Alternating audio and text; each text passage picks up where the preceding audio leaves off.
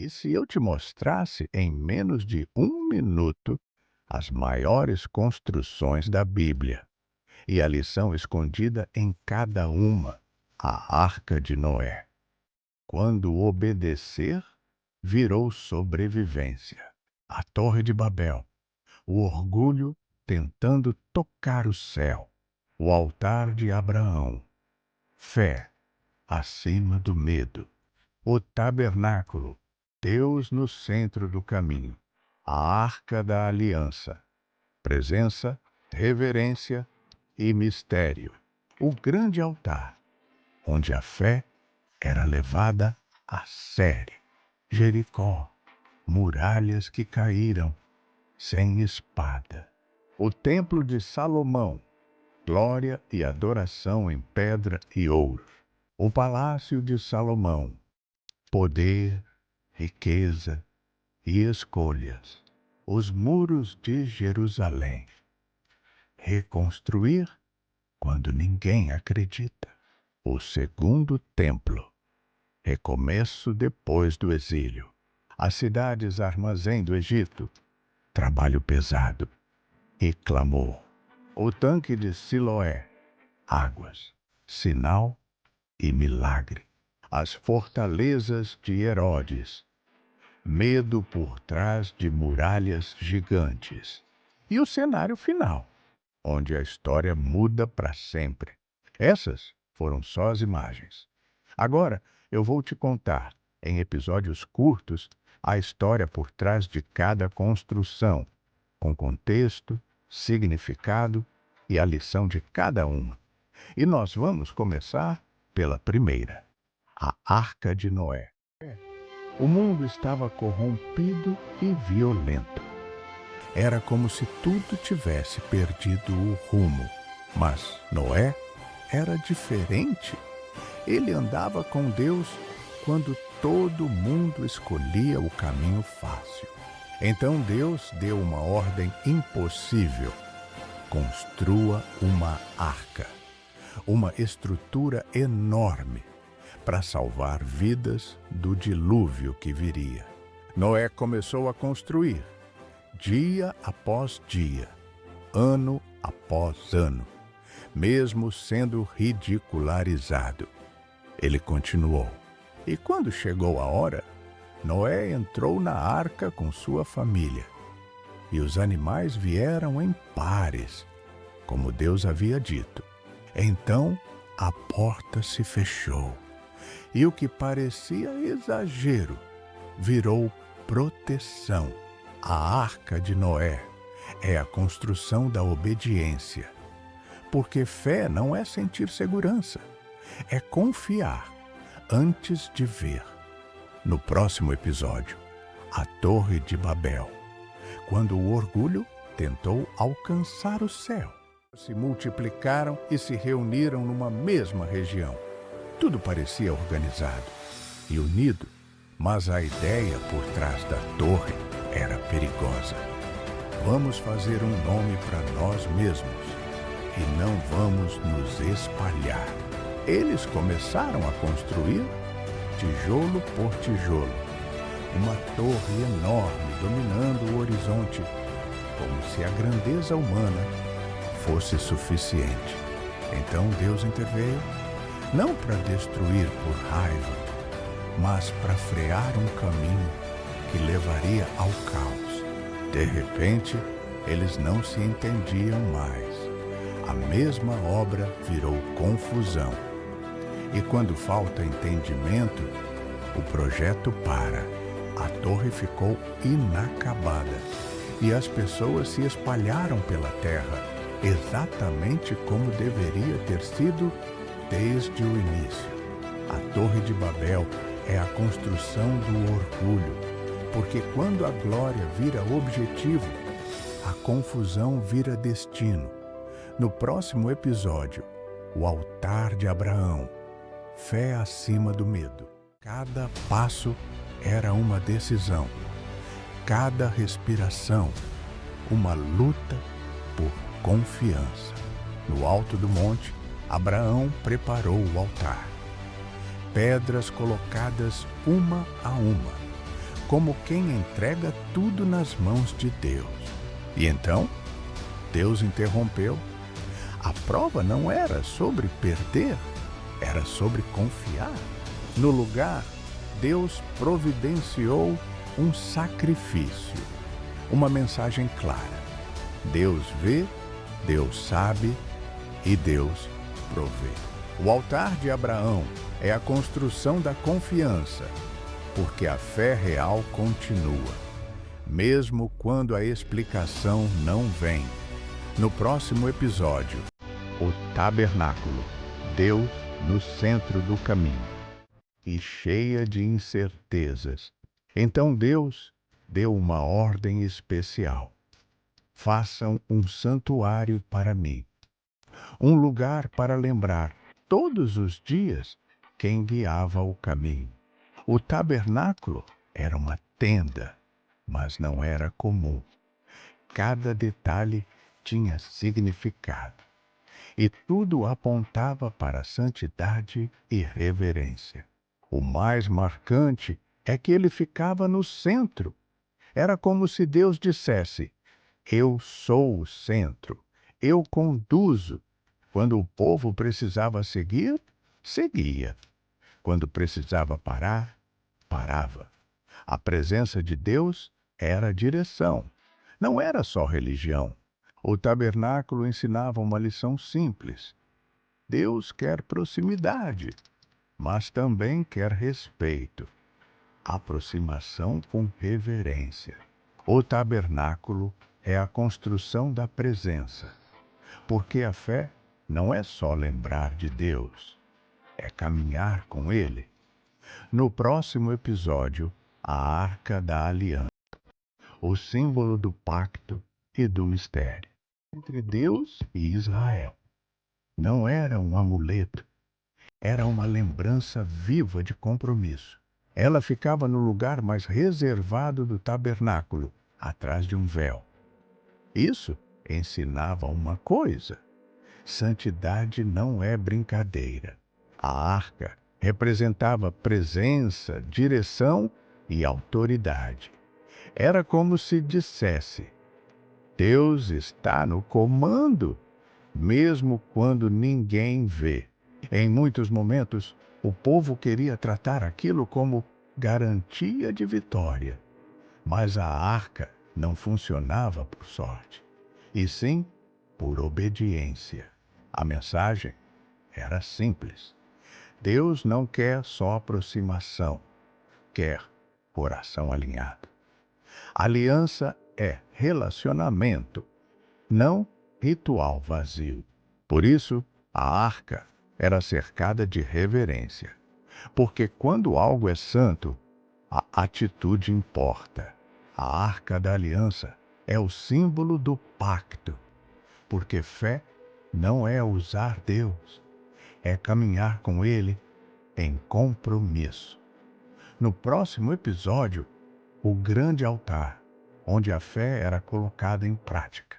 Antes de entrar no lugar sagrado, existia um ponto obrigatório: o grande altar.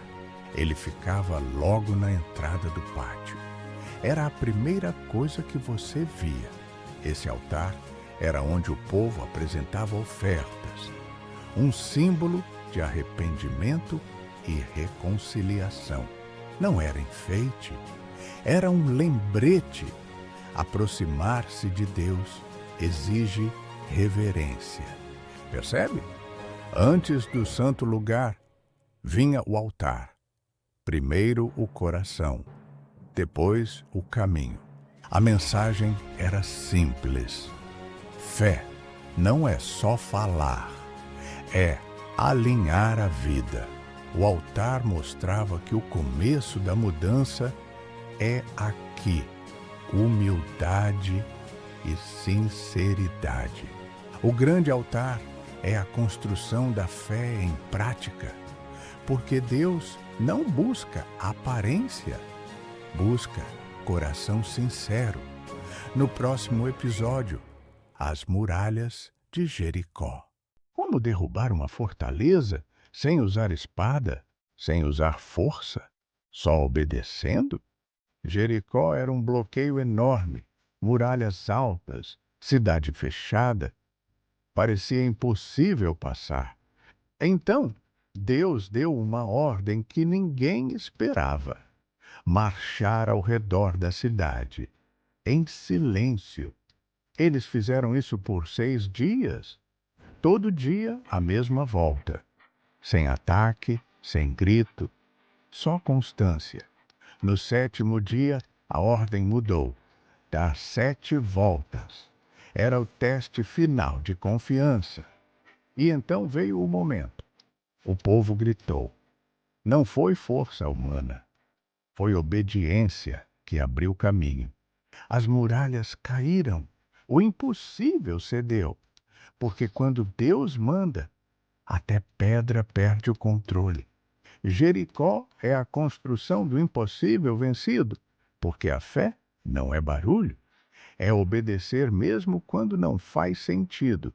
No próximo episódio, o Templo de Salomão, a glória em pedra e ouro. Esse é o lugar mais luxuoso de um rei. Fosse também um lugar onde o coração começa a se perder. Salomão ficou conhecido por sabedoria, riqueza e influência. E o palácio dele era um símbolo desse auge. A construção foi enorme e demorada. Salões, pátios, colunas, tudo pensado para impressionar. Por fora era beleza e poder. Por dentro, uma pergunta começava a crescer: o coração ainda está no lugar certo? A Bíblia mostra que o excesso é perigoso. Quando tudo vira conquista, a fé pode virar detalhe. Sabedoria sem fidelidade não sustenta, porque um reino pode crescer e o coração diminuir. O palácio lembra uma lição: prosperidade é teste. E o maior perigo não é ter muito, é se esquecer de quem te deu o caminho. O Palácio de Salomão é a construção do poder em prova, porque não é o que você constrói por fora que protege o que existe por dentro. No próximo episódio, os muros de Jerusalém. Reconstruir quando ninguém acredita. E se a cidade mais importante do seu povo estivesse em ruínas e ninguém acreditasse que dá para recomeçar? Jerusalém estava vulnerável. Muros derrubados significavam vergonha, medo e nenhum futuro seguro. Neemias ouviu a notícia e se quebrou por dentro. Ele orou, jejuou e decidiu que não dava para ficar parado. Ele voltou com uma missão: reconstruir os muros. Não era só pedra, era identidade, dignidade e proteção. Só que não foi fácil. Teve oposição, ameaça, desânimo. Mesmo assim, o povo trabalhou unido e não parou. Eles reconstruíram um trecho de cada vez, pequenos avanços que viraram um milagre visível. E quando os muros ficaram de pé, a mensagem foi clara: recomeços são possíveis quando Deus está no centro. Os muros de Jerusalém são a construção do recomeço, porque fé também é levantar o que caiu, sem desistir. No próximo episódio, o segundo tempo. Reconstrução depois do exílio. Quando tudo é destruído, será que ainda dá para reconstruir a fé do zero? O primeiro templo tinha sido destruído. O povo foi levado ao exílio. E Jerusalém ficou marcada por ruínas e saudade. Mas chegou o tempo do retorno. Aos poucos, famílias voltaram com uma decisão: recomeçar. Eles começaram do básico, os fundamentos, porque toda restauração de verdade começa pelo que ninguém vê. Alguns choraram, lembrando do que foi perdido. Outros celebraram, vendo que Deus ainda estava com eles. Teve oposição, atraso e dificuldade. Mas eles persistiram, porque o recomeço não é rápido, é fiel. E o segundo templo se levantou, talvez sem o brilho do primeiro, mas com uma lição enorme. Deus honra quem não desiste. O segundo templo é a construção do recomeço com fé, porque Deus trabalha com quem volta. E continua. No próximo episódio, as cidades armazém do Egito. Trabalho pesado e libertação. E se o lugar que parece progresso por fora for, por dentro, um sistema construído sobre sofrimento? No Egito, o povo de Israel cresceu. E o faraó, com medo de perder controle, decidiu transformar gente em ferramenta. Então surgiram as cidades armazém, Pitom e Ramessés, grandes depósitos para sustentar o império e prender um povo. Era tijolo, barro e peso todos os dias, trabalho sem descanso, tentando apagar a identidade de quem construía. As paredes cresciam, mas o coração do povo era esmagado. E quanto mais o império apertava, mais o clamor subia. E a Bíblia diz que Deus ouviu, porque nenhuma construção é grande o bastante para abafar o grito de quem sofre. Essas cidades viraram um marco, o lugar do peso que antecedeu a libertação. Quando Deus decide agir, o sistema treme. As cidades armazém do Egito são a construção da opressão, porque um império pode ser forte e ainda assim estar errado. No próximo episódio, o tanque de Siloé, águas, sinal e milagre. E se um simples tanque de água virasse o cenário de um milagre que aponta para algo muito maior? Em Jerusalém, água era vida. E o tanque de Siloé era um lugar conhecido, pedra antiga, degraus, silêncio e espera. No Novo Testamento, esse lugar aparece como cenário de um sinal. Não era só sobre água, era sobre transformação. A mensagem é poderosa porque é simples. Obedecer em algo pequeno pode abrir o caminho para algo enorme.